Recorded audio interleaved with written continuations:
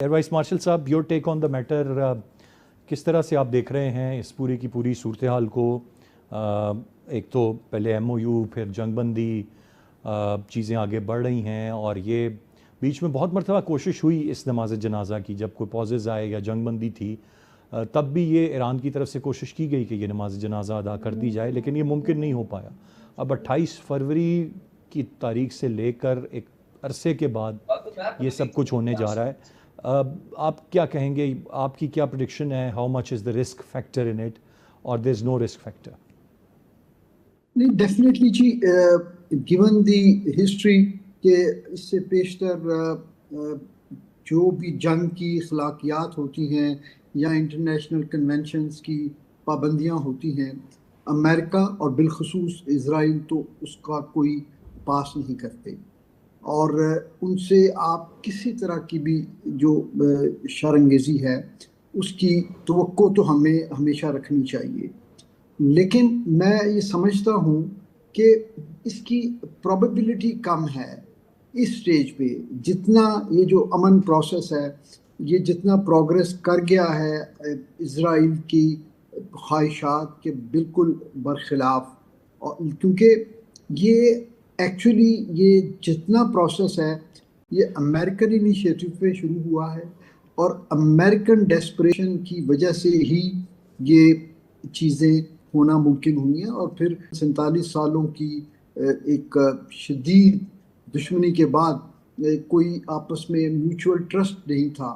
Trust deficits اتنا شدید تھا، تو اس رول، اس جو گیپ کو پاکستان نے مینیج کیا،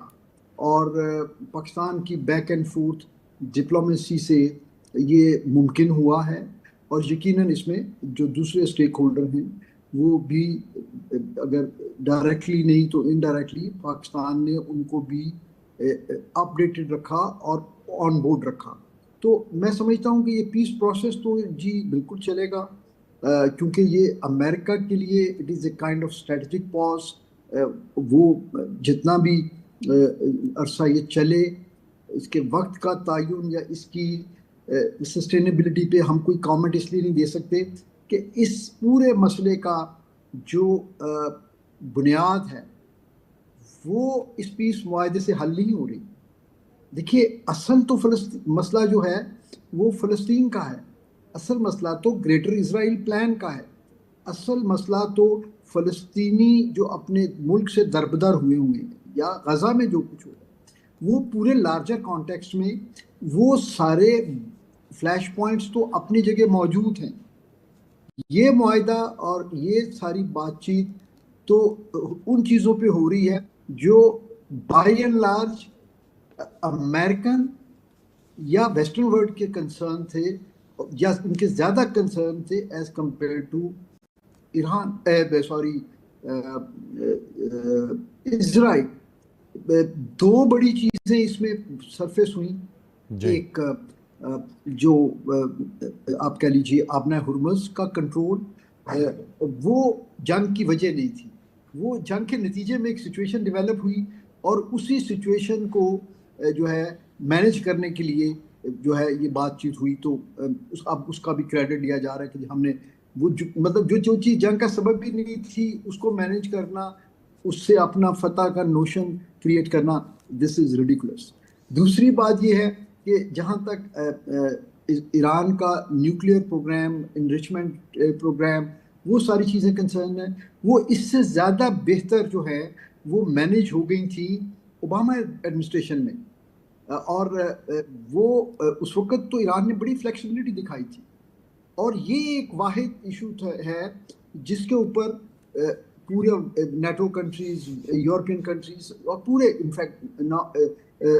کنٹریز کا، اور ایون بہت سارے اسلامی ملکوں کا بھی یہ کنسنسس ہے کہ ایران کے پاس نیوکلیئر کیپیبلٹی نہیں ہونی چاہیے۔ جی، تو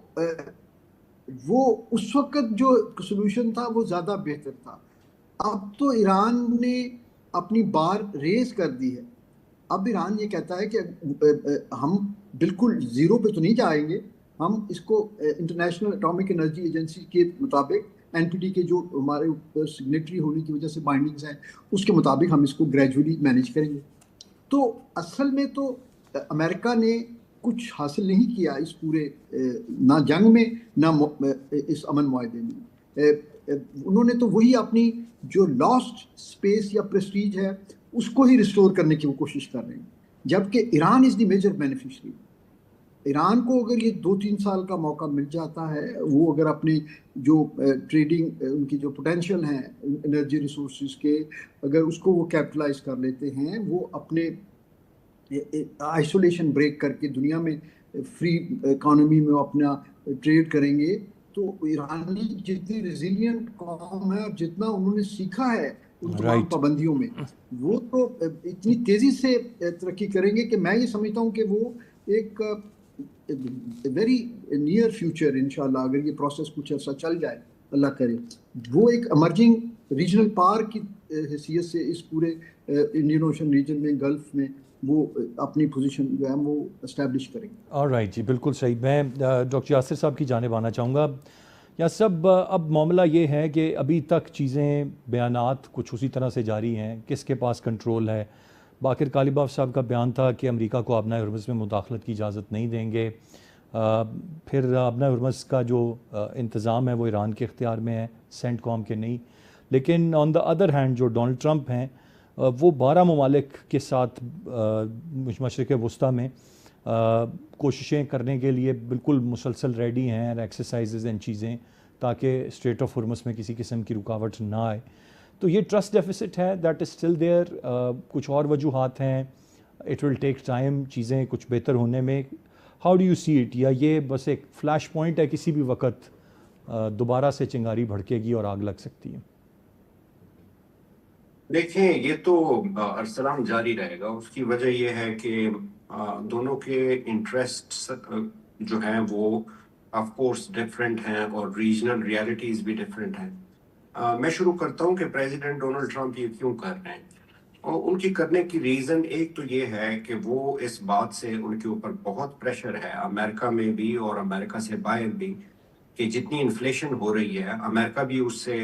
آف کورس متاثر ہو رہا ہے, باقی پوری دنیا ہو رہی ہے, آئل کی پرائسز اوپر جاتی ہیں. تو ایک تو وہ اس طرح کی بیانات دیتے ہیں جس سے سچویشن جو ہے وہ اس کو کام ڈاؤن کرنے کی کوشش کرتے ہیں. آن دی ادر ہینڈ ہم دیکھتے ہیں کہ اس سے نیکسٹ ڈے یا 2-3 دن بعد وہ بالکل ہی ایک فیوریس قسم کے بیان کے ساتھ آ جاتے ہیں. تو وہ ایک ٹیکٹیکل جو ہے یہ موو ہے ان کی طرف سے کہ ایران کو پریشر میں رکھا جائے, اور جو ان کا زائنسٹ کا ووٹ بینک ہے وہ ان کو بھی مطمئن کرنا چاہتے ہیں. دوسری طرف اگر ہم دیکھتے ہیں کہ پیٹ ہیگزیت کی میں بات کروں گا, اگر آپ وہ دیکھیں وہ بالکل برملا جو ہے وہ اسرائیل کا ساتھ دے رہے ہیں اور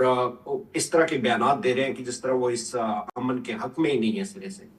تو یہ ان کی سوچی سمجھی آپس میں پلاننگ ہے اور سازش ہے کہ کچھ نے جو ہے وہ اس زائنسٹ لابی کو خوش رکھنا ہے, اور کچھ نے جو ہے ان کے جو اپوزٹ ہیں جو اس وقت بہت زیادہ کرٹیسزم کر رہے ہیں ان کو کرنا ہے. اور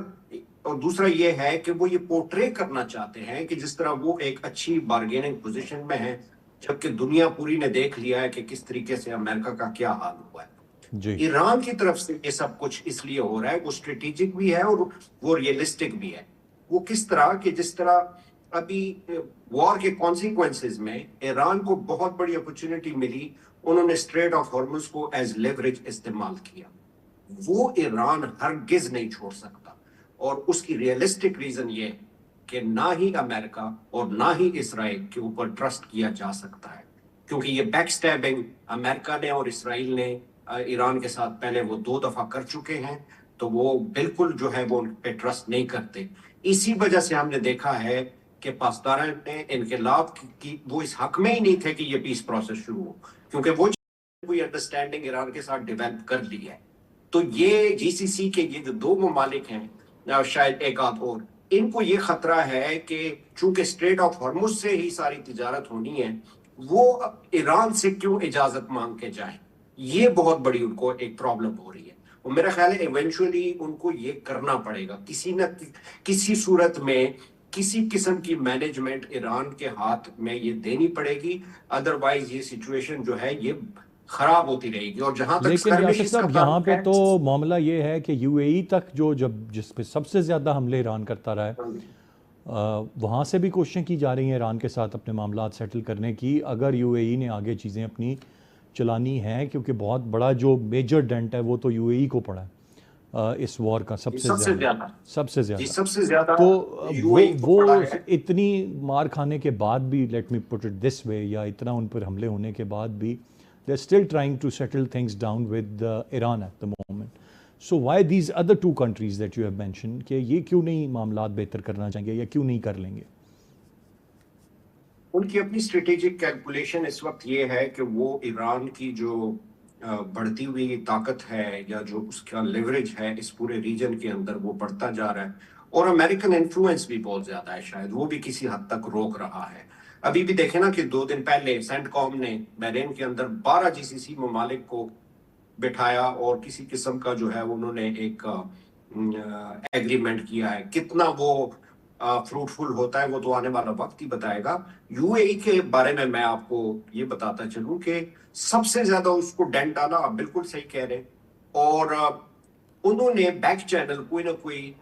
فائنینشیل جو ہے اسسٹنس یا انڈرسٹینڈنگ ڈیولپ کر لی ہے ایران کے ساتھ. کیونکہ لاسٹ ٹائم آپ دیکھیں انہوں نے کویت پہ اٹیک کیا, بحرین پہ کیا, لیکن یو اے پہ نہیں کیا. تو اس طرح لگتا ہے کہ جی سی سی میں جو سب سے بڑا اینیمی تھا شاید اس کو اس اینیمی لسٹ سے ایران نے ہٹا لی ہے. وہ شاید اسی وجہ سے ہے کہ ان کی اپنی انڈرسٹینڈنگ کسی حد تک ڈیولپ ہو گئی ہے. سو دا پوائنٹ از کہ ان سب کو ایک کلیکٹیو انڈرسٹینڈنگ ایران کے ساتھ ڈیولپ کرنی ہوگی, اور جو ایران بار بار کہہ رہا ہے کہ امریکہ کو اس ریجن سے جانا ہوگا, ویسے تو اسٹریٹجیکلی ایران ہار چکا ہے, اور سوری امریکہ ہار چکا ہے. بالکل صحیح ڈاکٹر صاحب, جگہ یہاں نہیں بنتی.